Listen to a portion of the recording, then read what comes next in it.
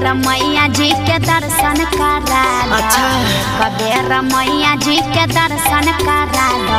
बलमुआ हो हम क्या था बे घुमा दो। बलमुआ हो हम क्या था बे घुमा दो। सजनवा हो हम क्या था बे घुमा दो। हाथ बाटे खाली न करह झमेला, हाथ बाटे खाली न करह झमेला। ए धनिया घूम लिह गावे के मेला, ए धनिया घूम लिह गावे के मेला, ए धनिया घूम लिह गावे के मेला। बापूजी बोला बोला पटन देवी मैया की जय। गरिमा रिकॉर्डिंग स्टूडियो मुंबई।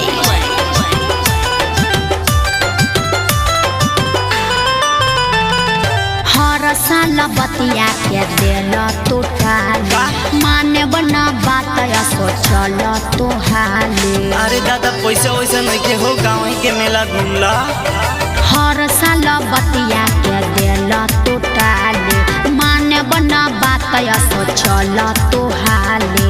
अच्छा ए सुगनी मानी जा हमरो कहनवा, बोलिया बोला ना ऐसे की बतिया बुझना हमरा से जूझ लगे बाटे न पैसे। देखे के कलसा ललसा पूरा द। देखे के कलसा ललसा पूरा द। बलमुआ हो हम क्या था बे घुमा द। बलमुआ हो हम क्या था बे घुमा द। सजनवा हो हम क्या था बे घुमा द। बोला बोला मेरा बोली मैया की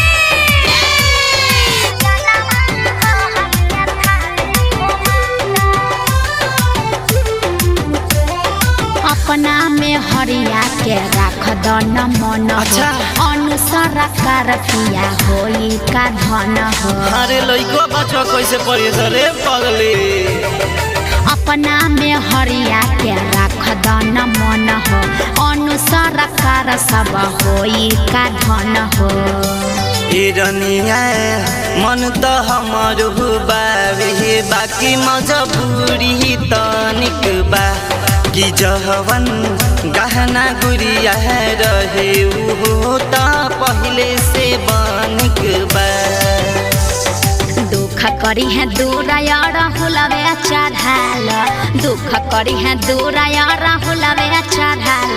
बलमुआ हो